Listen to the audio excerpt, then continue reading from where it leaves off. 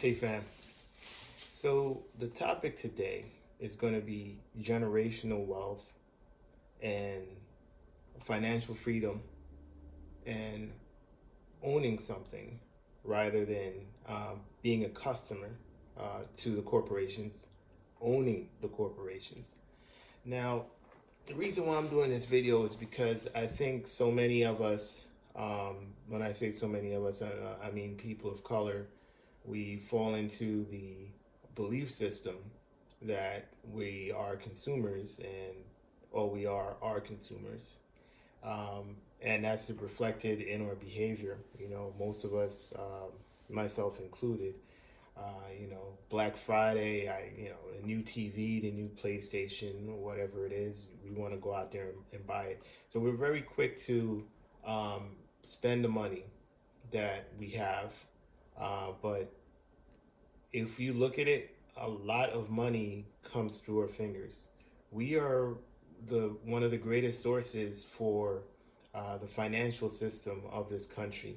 This country runs because of our labor, the work that we do, but it's also very productive and it's doing very well because of our spending. And, it's an American psyche thing and it's a Western world thing where we have a holiday for everything that exists, Christmas, Easter, 4th of July, Veterans Day, everything is a holiday. And we also, at the end of the month, we realize that, we need to re up again. The average American doesn't have $1,000 in their savings or checking account. So that is the state of this country. And the reason why it's that way is because of a mindset. It's a way of thinking. So it's not necessarily a thing like, oh, we're not making enough money. That's incorrect. Most of us feel that we're not making enough money. I know I would like to make more money, but I realize that my main problem is not the amount of money that I make. As long as, if we're talking about financial, that's not the problem. The problem is not having a plan before the money comes in that allocates the money to different buckets in different sections. So I want to stay on point. I want to stay on topic. We're talking about building wealth, generational wealth, and also financial freedom. So I'm going to give you some information that I feel may be of use to you. If applied, if you apply it, if you agree with it and apply it and make it your own, I think that'll work out well for you. All right. So the question is what to do with your money. All right. Let's go straight to the point. You want to make sure that of every dollar that comes into your household, that a portion of it is going into some kind of investment, whatever the investment is. Then that investment could be stocks, bonds, real estate, a business, all of the above. You could have a bucket for each thing. Now, this is one of the things that rich people do that 90% of the population does not do. The middle class is a little bit better off because if you have a middle class job, if you work in a white collar company, they have things like 401k match. Now, all the companies don't have this, and a lot of companies have been doing away with this. But if they do have that, if you respect yourself, you have to get the 401k match because that's pretty much free money. We know how hard it is to stay disciplined. That's actually the hardest part of this entire process. I think most of us know what to do. For those of us that don't know what to do, well, stay tuned. Okay, let's get down to it, right? So where to put your money, all right? And how much should you put in? Well, you want to put in a percentage where you don't feel like you're starving yourself. You don't feel like it's a chore. You don't feel like it's hard. So pretty much, I was listening to Dr. Boyce Watkins. I subscribe to him and I like his channel. And he was talking about, $5 a day. If you feel like you have nothing to contribute, you have $5 a day. You really, most people have $5 a day. That's if you don't have anything. When I say you don't have anything, you probably do have $5 a day. You think about, how much is the McDonald's food, or there's a lot of places you can't buy lunch. Places, I know a lot of places you can't buy lunch unless you have at least $10. So when you feel like contributing nothing, do $5. Okay. Now, where to put the $5? Well, you have places like Robinhood, you have E-Trade, you have there's numerous online brokers. I recommend Robinhood because it was just very easy. We started doing that. And it was a very easy process. There's an app for your phone, but there's just many others. But if you just want a no-brainer, you don't want to think about it. Robinhood. What should you buy? Index funds. If you can contribute to an index fund, because the reason why is because they charge you the least amount of money. The expenses are low, and if the expenses are low, you get to keep your gains because those gains grow over time. So the idea that I'm promoting here, and that a lot of financial gurus are promoting, is to use compound interest in your favor. Compound interest and interest in general is being used against the American populace because most of us are in debt. And basically that means for every dollar that we make is not really a dollar because we're paying out a dollar plus interest. And when you're done paying out that dollar plus interest, you might be paying $1.30, right? So your dollar that you get from your job is not really a dollar because you're in debt. It's a student loan or a car note or a mortgage if you're middle class. And if you're not, then you're poor and you have interest out the wazoo. And the difference between poor and middle class is simply the poor don't have nicer things like the nice car and those nice things. The difference is the middle class has those things, but the middle class is in debt. So a lot of times we see things from the outside looking in, and we think that it's the grass is greener on the other side. And it's true that people have nice things, but we live in two worlds. There's a real world and there's a fake world. The fake world is what you see when you go on Facebook Live, or you go on Facebook, or you go on Instagram. You go on Facebook and you go on Instagram, and you're going to see the big houses, the nice cars, the beautiful vacations, the fantastic weddings. That's what you see. But what you don't see is the credit card debt, the loans, the interest, and those things that keep us in the rat race. Those are the things that keep us working for 45, 50 years, keep us working until we drop dead on the job. The reason why is because for every dollar that you get, you're paying tax on that dollar. So your dollar, once you get the dollar in, that might be 75 cents if you're lucky. And then on top of that, because of the taxes, right? And then on top of that, we're talking about 25% tax rate, somewhere around there. It depends on your situation. So you're paying taxes on the dollar coming in. You have 75 cents left.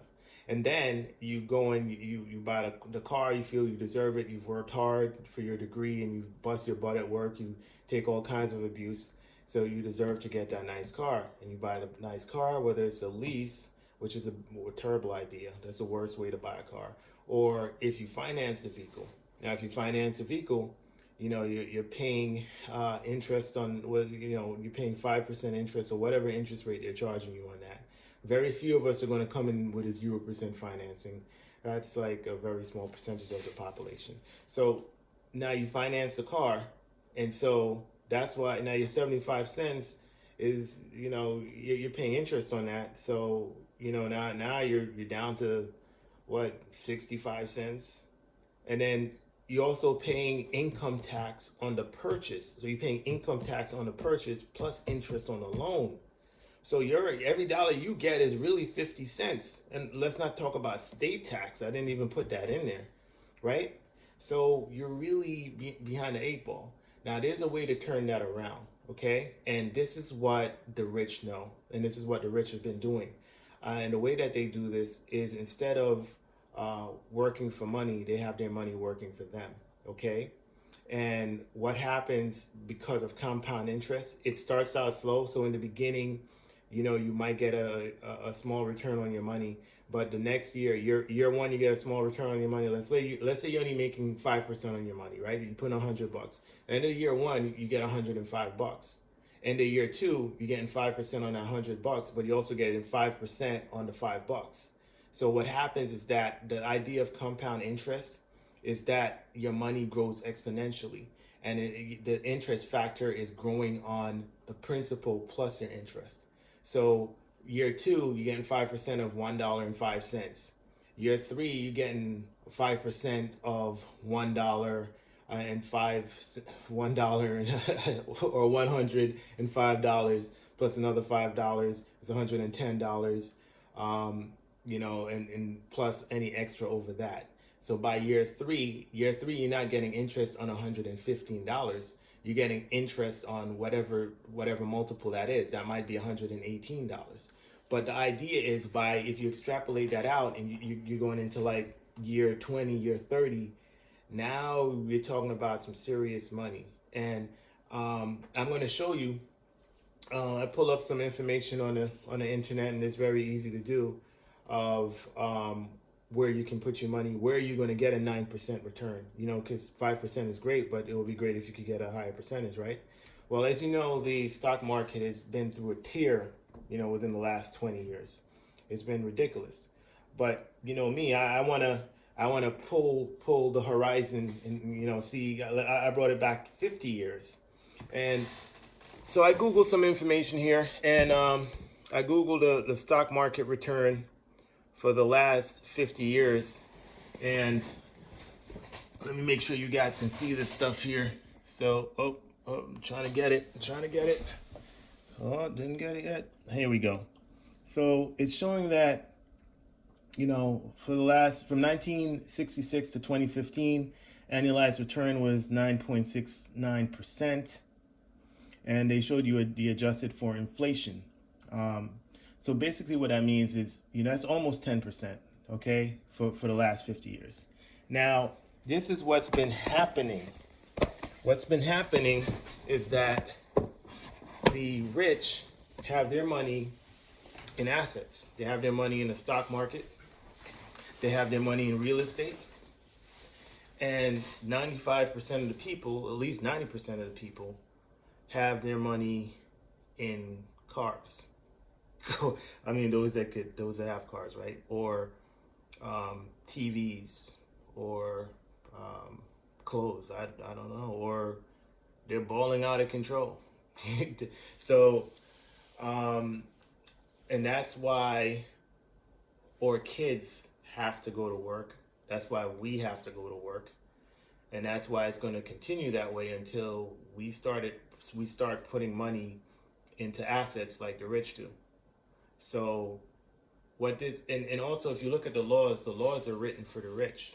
The laws are written for the investors. It's basically the Trump tax plan. A lot of Americans are now finding out that the corporations receive the biggest tax breaks, and the middle class was under the assumption that they were also getting a tax break, and that's why they wanted to go along with this plan, because they're like, oh, I'm paying less taxes now, So in 2017, the middle class are like, oh, I'm paying less taxes. This is great. This is good for me. But they didn't see that their tax breaks expire in 2018.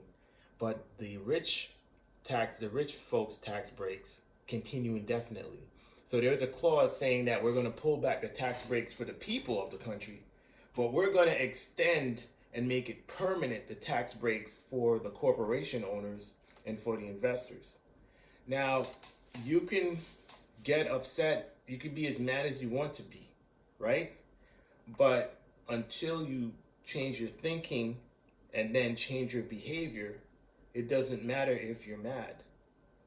The guy that's flying above you in a corporate jet, or, and he owns some of these buildings and corporations, do not care that you're mad. You could be as mad as you want to be. You're still going to go out there on Black Friday and buy another TV. You're still going to do it. You're still going to buy a PlayStation. You're still going to buy a new car. You're going to do it. And if you look how life is set up, if you work hard and you do all the things you're supposed to, the things that we're programmed to do as thinking individuals, or as individuals that want to move forward, you're programmed to work hard, study hard, get a good job, work hard when you come out, start buying stuff, right? Let's look at the formula, right? So you go in college, you come out with a student loan, you have $60,000 of debt. It's going to take you 20 years to pay that off, right? I'm not saying don't go to college, but I'm just showing you how things are set up, right? Then if you're lucky enough to be able to afford a home, you buy a home. It's going to take you 30 years to try to pay that off. You will never pay that off, by the way, because how home values have doubled within the last 10 to 15 years. You're not going to pay it off. Don't even think you're going to be able to pay that off. In most cases, I'm not saying it's impossible, but in a lot of places you're not going to. New York, you're not paying it off in New York, and there's certain places in California you're just not going to pay it off. There's other places in Middle America where you might pay it off if you're the saver and that kind of stuff and your business minding and so on. But the vast majority of people are not going to pay off their homes. So, and you send your kids to college, and again, you're in debt again.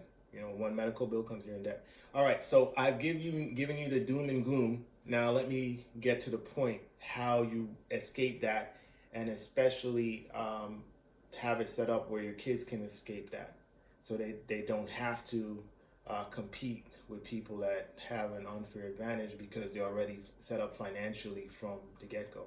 And the way how you do that is you set aside a little bit every day and you put it into the stock market.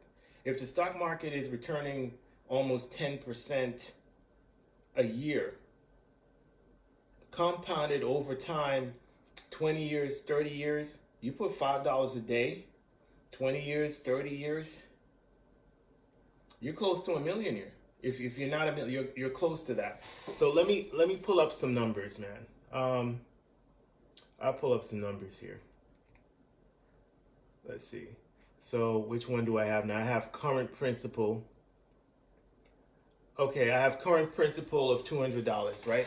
I'm saying, like, let's say you're not doing that well. A lot of us are trying to make ends meet, man. It's keeping it real. You can see like a lot of nice things, nice chair, nice iPad, nice, but like, let's say you only have $200 to your name, right? Okay.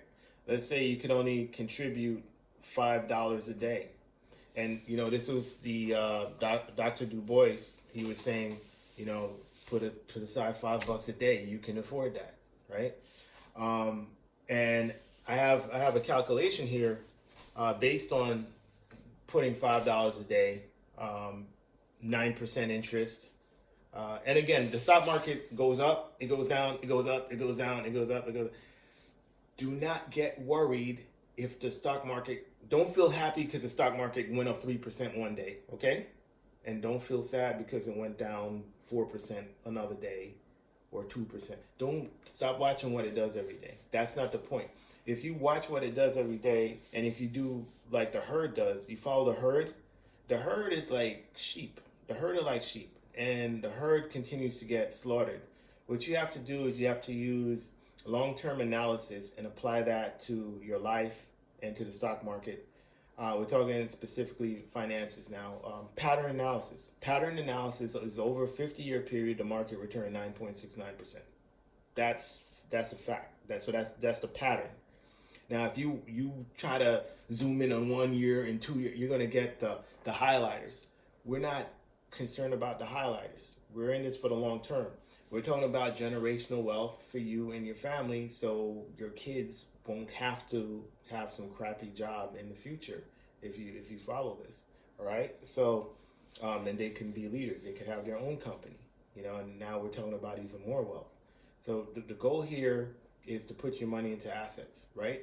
And the no-brainer is the S&P 500 index. I'm not saying to go and buy one stock. I'm not saying run out there and buy Apple, even though Apple's doing great, or run out there and buy DKNY or whatever. Buy Best Buy. No, buy the index. The reason why is because you cannot predict who's going to be the winner or the loser 20 years from now. It's impossible to predict it, so don't try. Many people have, and over 90% of the mutual fund companies that are out there fail against the S&P 500 index. Now, the S&P 500 index is an index of the 500 biggest companies in the United States, and it's an average. So you want to go out and buy an index fund. An index fund tracks the performance of this average and gives you returns similar to the performance of the S&P 500 index. The reason why you want to buy an index fund is because it has the lowest expense that you're going to pay for their services. So if you go to a mutual fund company instead of an index fund, they're going to charge you more. So for every dollar you give them, they're going to take more from you for their fees. If you buy an index fund with it, they take a very small percentage, maximizing your long-term gains of compound interest. All right. So I'm going to show you real quick. I'm going to again zoom the camera over here to show you the performance of $5 a day that most Americans could afford. If we could afford half the stuff, I mean, if I can speak for half the stuff we could afford, we can afford $5 a day, buddy. We can, okay? And it's a difference between older you looking back at younger you and saying, well, thanks, man. You did something right. You did. We made a lot of mistakes, but at least you got this one right. Thank you.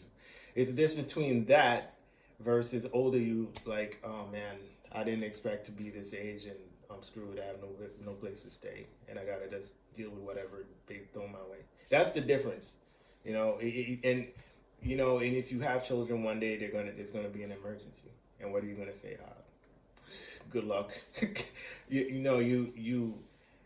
need to plan for the future. Another thing we should do is make sure we have life insurance. But that's another topic.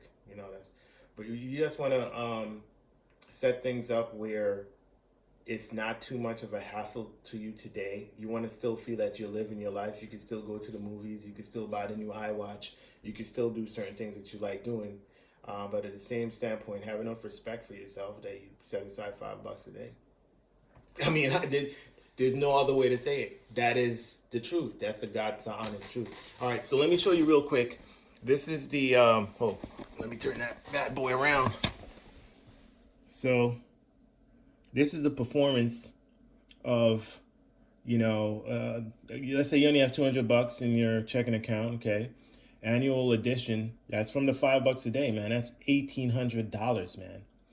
30 years, right? Interest rate 9%. That's the S&P 500 index. Look how much you have. $270,000. You see that? And that, my friend, is the power of compound interest. And that is why you need to put that money in there. And you know what? You need to automate it. You need to make it automatically come out of your checking account. And that's why I recommend Robinhood and a lot of the other apps that are out there, because you want to make this a no-brainer. You want to put it on autopilot where you're not thinking about it. If you start thinking about this, you are going to touch that money and you're going to mess it up. 5 years into it, you're going to be like, oh man, I didn't think I was going to have this much. And then you're going to see a new car or something that you want, and you're going to want to put money down, and you're going to grab it, you're going to touch the money. So I recommend you set it on autopilot. I recommend you don't think about it. And if you have little children, set it up, put a name on it, maybe the name of your child, and set it up to automatically come out. And when your children reach your age, they will be in way better shape than you, way better. This is stuff that our parents didn't do because our parents didn't know about it. But we know about it because we're in the information age, and there's a lot of information out there. And we need to stop following the stereotypes that are being promoted, where they want us to continue to spend. They want us to continue to be high and, react emotionally to things, and we're being manipulated. And it's just been a very long time. Look at the music that's being put out. Now, I make hip hop music, and I love hip hop music.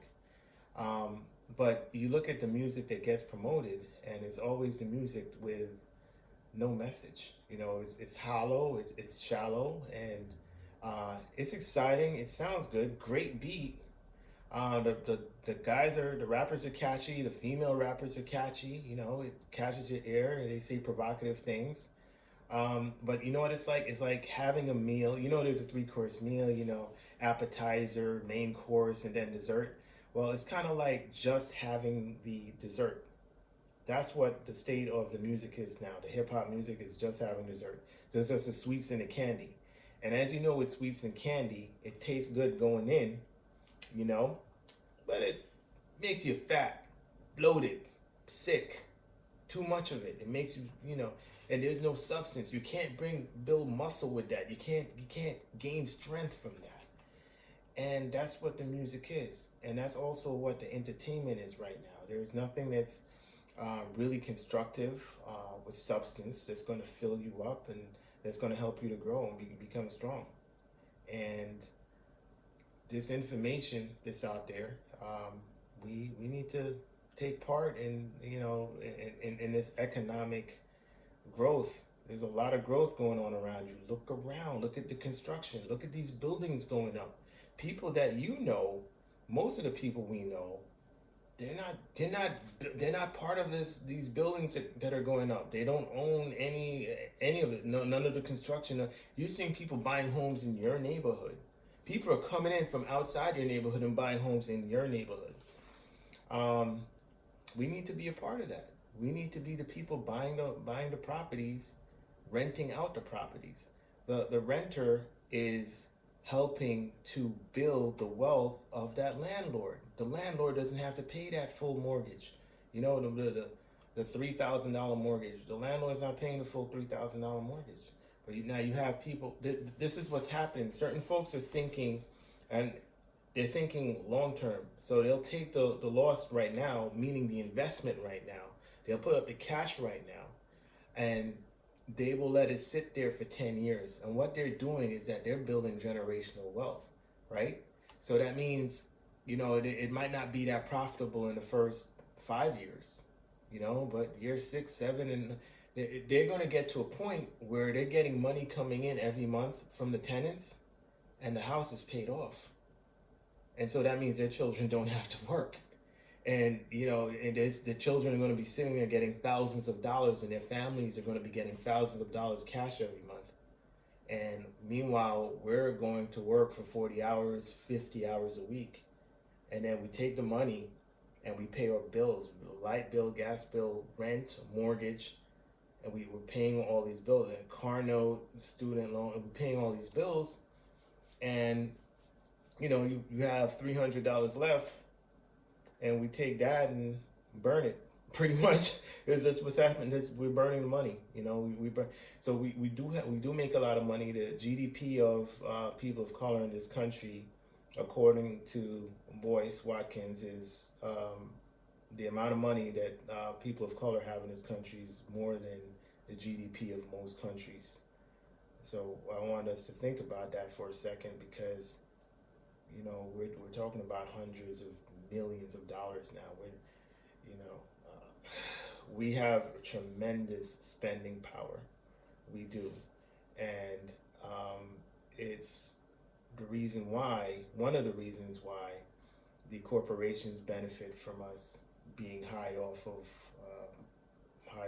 this commercial alcohol, because we continue to spend. We spend. And if you look at what we post on the social media sites, you're going to see that. We like having a good time. We like looking good. And we should like looking good. But we want to make sure that there is substance behind that, and it's not just dressing.